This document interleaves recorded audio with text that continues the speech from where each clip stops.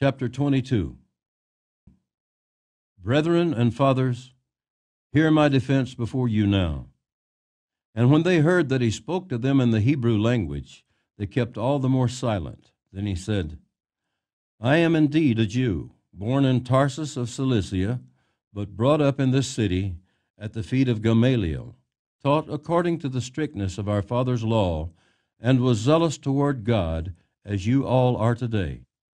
I persecuted this way to the death, binding and delivering into prisons both men and women, as also the high priest bears me witness, and all the council of the elders, from whom I also received letters to the brethren, and went to Damascus to bring in chains even those who were there to Jerusalem to be punished.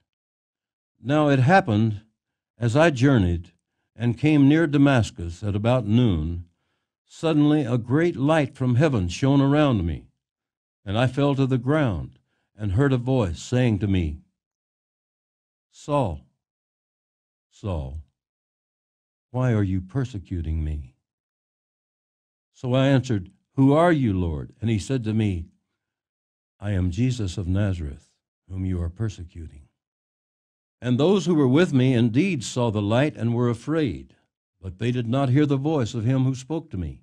So I said, What shall I do, Lord? And the Lord said to me, Arise and go into Damascus, and there you will be told all things which are appointed for you to do. And since I could not see for the glory of that light, being led by the hand of those who were with me, I came into Damascus.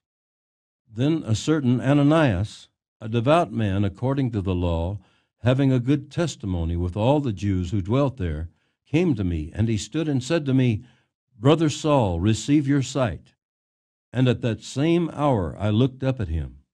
Then he said, The God of our fathers has chosen you, that you should know his will, and see the just one, and hear the voice of his mouth. For you will be his witness to all men of what you have seen and heard. And now, why are you waiting? Arise and be baptized, and wash away your sins, calling on the name of the Lord. Now it happened when I returned to Jerusalem and was praying in the temple that I was in a trance and saw him saying to me, Make haste and get out of Jerusalem quickly, for they will not receive your testimony concerning me. So I said, Lord, they know that in every synagogue I imprisoned and beat those who believe on you. And when the blood of your martyr Stephen was shed, I also was standing by, consenting to his death, and guarding the clothes of those who were killing him. Then he said to me, Depart, for I will send you far from here to the Gentiles. And they listened to him until this word, and then they raised their voices and said, Away with such a fellow from the earth, for he is not fit to live. Then, as they cried out and tore off their clothes and threw dust into the air, the commander ordered him to be brought into the barracks, and said that he should be examined under scourging, so that he might know why they shouted so against him. And as they bound him with thongs, Paul said to the centurion who stood by, Is it lawful for you to scourge a man who is a Roman and uncondemned? When the centurion heard that, he went and told the commander, saying, Take care what you do, for this man is a Roman. Then the commander came and said to him, Tell me, are you a Roman? He said, Yes. The commander answered, With a large sum I obtained this citizenship. And Paul said, But I was born a citizen.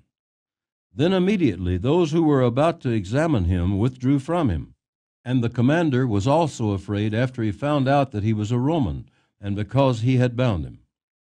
The next day, because he wanted to know for certain why he was accused by the Jews, he released him from his bonds, and commanded the chief priests and all their council to appear, and brought Paul down and set him before them.